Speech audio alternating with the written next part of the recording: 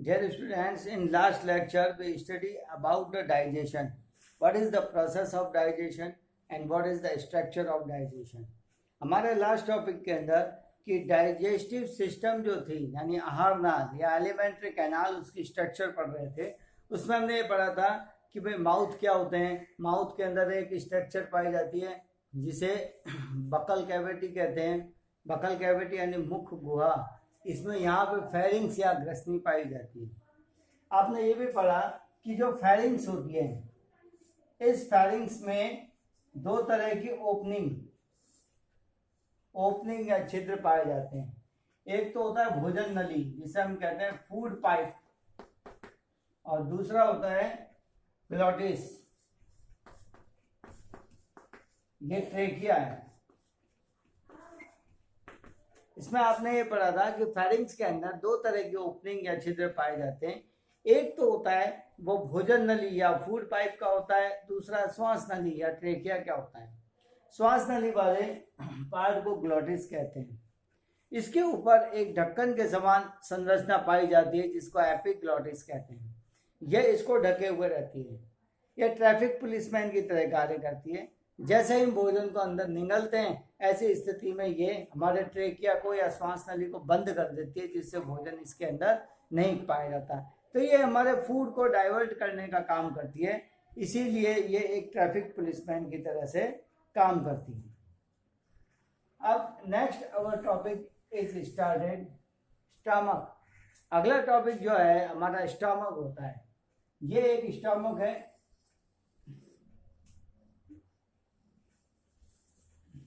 जो सी shape structure होते हैं, सी और जे, कैपिटल जे शेप स्ट्रक्चर पाई जाती है। इसके तीन पार्ट होते हैं। इसके ऊपर वाला कार्डियक पार्ट, बीच में वाला फंडस या मिडिल पार्ट, और लास्ट वाला पाइलोरिक पार्ट।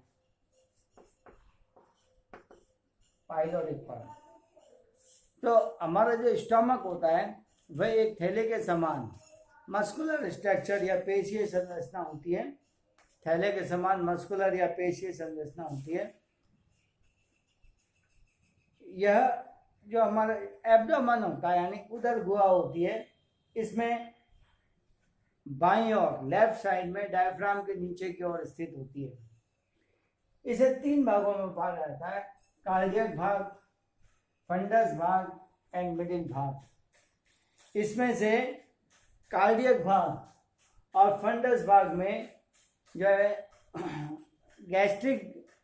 गैस्ट्रिक ग्लैंड या जठर ग्रंथियां पाई जाती है जो जठर रस या गैस्ट्रिक जूस का स्त्रवन करती है। इसमें डिफरेंट टाइप के डाइजेस्टिव एंजाइम होते हैं और ये डाइजेस्टिव एंजाइम फूड को डाइजेस्ट करने का काम करती है।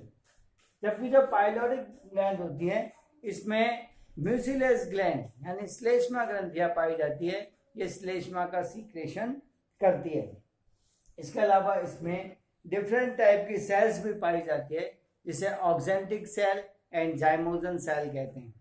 ये म्यूसिलेस एंड एचसीएल का सीक्रेशन या स्त्रवन करती है। सबसे पहला है जाइमोजन सेल्स। ये जाइमोजन सेल्स होती है, ये पेप्सिनोजन एंजाइम का सीक्रेशन करती है। किसका? पेप्सिनोजन एंजाइम का सीक्रेशन करती है। और ऑक्जेंटिक सेल एचसीएल का सीक्रेशन करती है। अब क्वेश्चन आता है what is the function of HCL. HCL के काम क्या होते हैं बॉडी के अंदर? तो सुनिए, एचसीएल जो है ये फूड को एसिडिक मीडियम या अम्लीय माध्यम प्रोवाइड कराता है ताकि उसका डाइजेशन हो जाए। ये जो निष्क्रिय इनएक्टिव पेप्सिनोजन को एक्टिव पेप्सिन या सक्रिय पेप्सिन एंजाइम में कन्वर्ट करता है, क्योंकि पेप्सिन जो है प्रोटीन का डाइजेशन करता है, लेकिन ये डाइजेशन जब करेगा जब ये एक्टिव होगा। तो इसको एचसीएल कन्वर्ट करता है, पेप्सिनोजन को पेप्सिन में कन्वर्ट करता है। साथ में एचसीएल क्या होता है, जब हम भोजन खाते हैं तो बहुत सारे जो छोटे छोटे बैक्टीरियाज भी आते हैं, तो भोजन के साथ में आए हार्मफुल बैक्टीरिया को डिस्ट्रॉय करने का काम करता है। अब हम इसकी इंटरनल स्ट्रक्चर देखें तो इस तरह से इंटरनल स्ट्रक्चर होती है स्टमक की।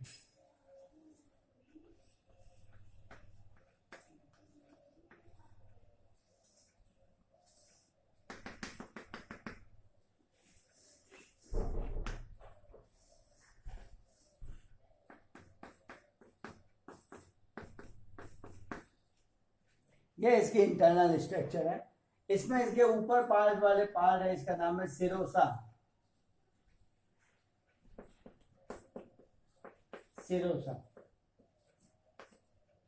इसके नीचे की ओर पाया जाता है मस्कुलर लेयर,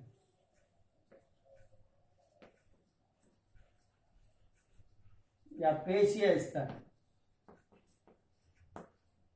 ये है म्यूसिलेज लेयर। Mucilage layer. और यहां पर डिफरेंट टाइप की सेल्स पाई जाती है, जैसे ऑक्जेंटिक सेल, पैराइटल सेल,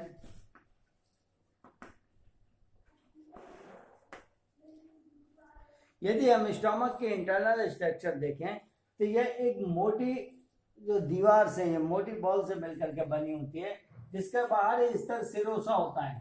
बाहरी स्तर को क्या कहेंगे? सिरोसा। इसके अंदर एक मोटा स्तर पाया जाता है जिसे मस्कुलर या पेशीय स्तर कहते हैं। इसके नीचे की ओर एक और लेयर पाई जाती है जिसको कहते हैं म्यूसिलेज या श्लेष्मीय स्तर कहा जाता है, जो म्यूसिलेज का सीक्रेशन करती है। और ये म्यूसिलेज जो स्टोमक के आमाशय है उसकी वाल के अंदर इकट्ठा हो जाता है। क्वेश्चन ये आता है भाई आमाशय में तो HCl होता है, और ये HCl फिर आमाशय या हमारा स्टोमक को डाइजेस्ट क्यों नहीं कर देता? कारण इसका ये होता है कि स्टोमक में म्यूसिलेज की मोटी या थिक लेयर पाई जाती है, और इस म्यूसिलेज की लेयर के कारण ये पूरा का पूरा जो इंटरनल आमाशय होता है या स्टोमक होता है कवर्डेड रहता है। कवर्डेड होने के कारण जो उसमें एंजाइम होते हैं वो रिएक्ट नहीं कर पाते हैं, इसलिए डाइजेस्ट नहीं कर पाता है। अब oxyntic cell and parietal cell, ये डिफरेंट टाइप के सब्सटेंस या सीक्रेशन करती है जो डाइजेशन के अंदर महत्वपूर्ण भूमिका अदा करते हैं। नेक्स्ट हमारा पार्ट होता है इंटेस्टाइन।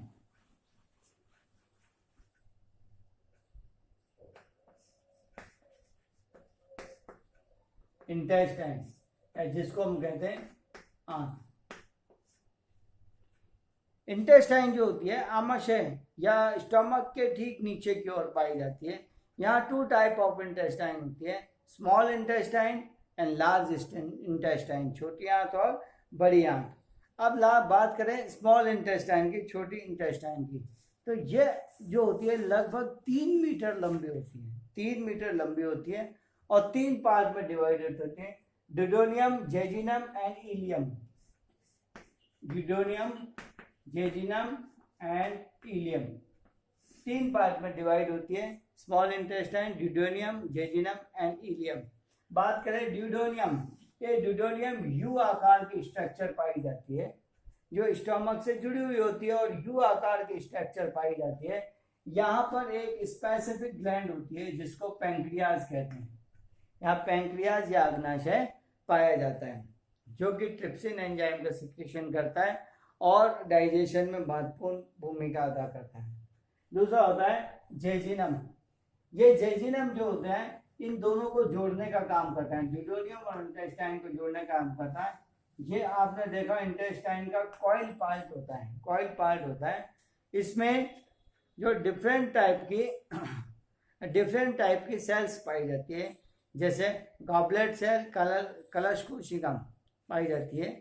ये जो इंटेस्टाइन होता है इसमें माइक्रोविलाई पाए जाते हैं, और ये माइक्रोविलाई फूड को एब्जॉर्प्शन करने का काम करते हैं। अब यदि हम इसकी इंटरनल स्ट्रक्चर देखें कि इंटेस्टाइन की इंटरनल स्ट्रक्चर क्या होती है, तो what is the internal structure of enzyme intestine? तो ये फर्स्ट है सिरोसा, सेकंड है मस्कुलर लेयर, थर्ड है म्यूसिलेज लेयर, और फोर्थ है फिंगर लाइक प्रोजेक्शन होते हैं, इसको कहते हैं माइक्रोविलाई।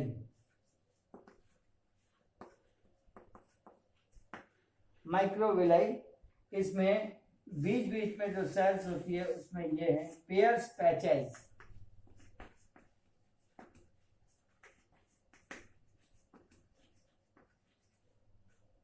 पेयर्स पैचेस है।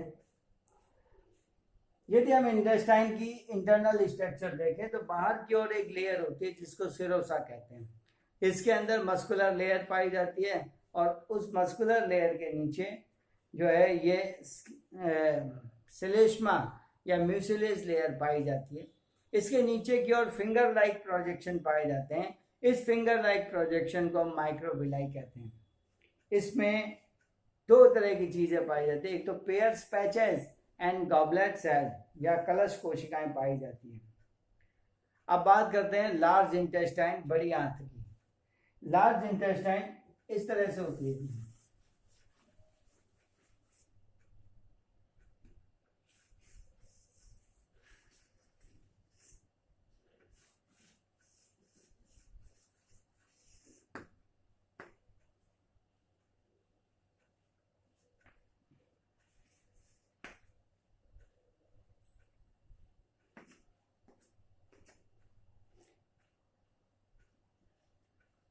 लार्ज इंटेस्टाइन, अब लार्ज मीन्स ये नहीं है कि इसका साइज बड़ा है, लार्ज इसको इसलिए कहते हैं कि इसका डायमीटर अधिक होता है।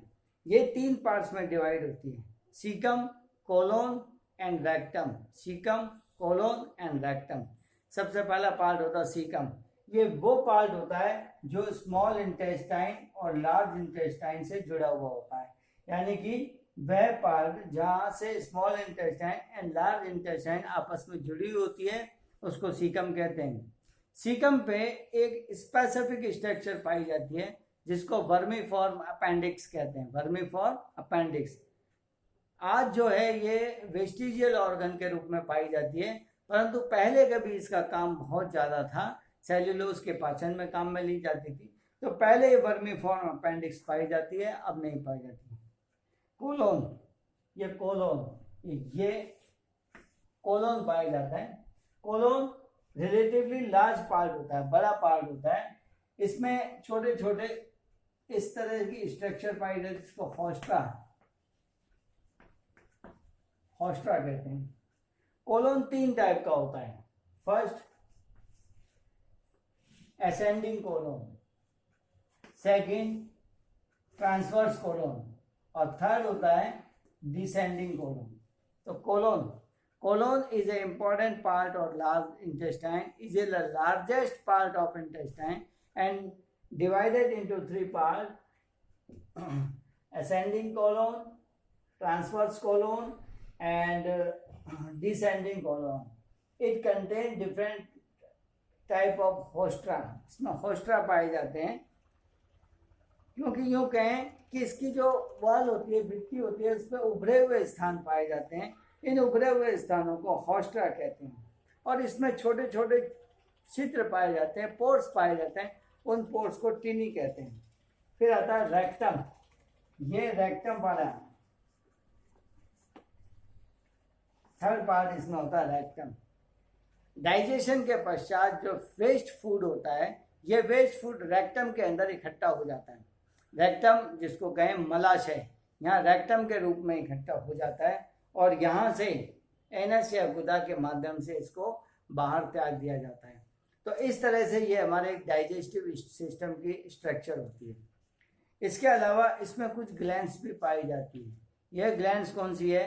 सबसे पहला तो होता है जैसे सलाइवा ग्लैंड, फिर दूसरा होता है इसके अंदर पैंक्रियास और तीसरा होता है लिवर। 3 ग्लैंड्स होती है। सबसे पहला सलाइवा ग्लैंड।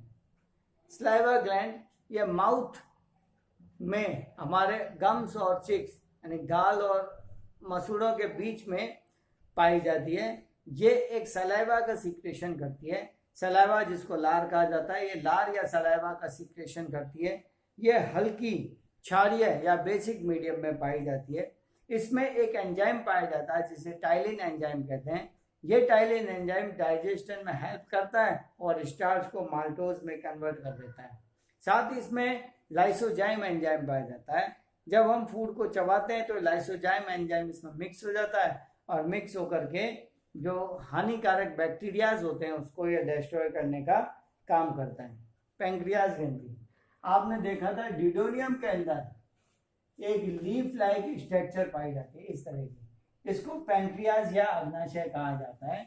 ये डिफरेंट टाइप ऑफ अग्नाशयी रस या गैस या अग्नाशयी रस जिसमें ट्रिप्सिन, केमोट्रिप्सिन, कार्बोक्सीपेप्टिडेज आदि एंजाइम्स पाए जाते हैं। इन एंजाइम्स का सीक्रेशन करता है और डाइजेशन में इंपॉर्टेंट भूमिका अदा करता है। साथ में इसमें 3 प्रकार की सेल होती है, alpha, beta and gamma.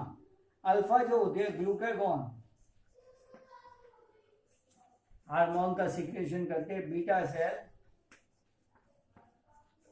Insulin hormone का सीक्रेशन करती है और ये गैस्ट्रिन हार्मोन का सीक्रेशन करता है। तो पैंक्रियाज जो होती है ये जो है मिक्स्ड ग्लैंड है, यानी कि ये एंडोक्राइन और एक्सोक्राइन अंतःस्रावी और बहिःस्रावी दोनों ही प्रकार की ग्लैंड होती है। इसमें एक स्ट्रक्चर पाई जाती है जिसे एसिनी, ये एसिनी जो होती है एक्सोक्राइन ग्लैंड की स्ट्रक्चर होती है। और दूसरा होता है लैंगरहैंस द्वीप समूह या लैंगरहैंस आइलैंड। ये लैंगरहैंस आइलैंड जो होता है एंडोक्राइन ग्लैंड का होता है। इस आइलैंड में 3 तरह की सेल्स पाई जाती हैं। फर्स्ट है अल्फा सेल्स, सेकंड है बीटा सेल्स और थर्ड है गामा सेल्स। अल्फा सेल्स एक स्पेसिफिक हार्मोन का सीक्रेशन करती है जिसको ग्लूकागॉन कहते हैं। यह ग्लूकागॉन हमारे ब्लड में ग्लूकोज की मात्रा को बढ़ाने का काम करता है, ग्लूकोज की मात्रा को बढ़ाने का काम करता है। फिर बीटा सेल से इंसुलिन का फॉर्मेशन होता है। ये इंसुलिन जो होता है हमारे ब्लड में ग्लूकोज की मात्रा को कम करने का काम करता है। It decrease the quantity of glucose in the blood, glucose की मात्रा को कम करने का काम करता है। यदि इंसुलिन की कमी हो जाए तो ब्लड में ग्लूकोज बढ़ जाएगा और एक डिजीज हो जाएगी जो मोस्ट कॉमन डिजीज है और वो है डायबिटीज। डायबिटीज या मधुमेह रोग इसके अंदर हो जाता है।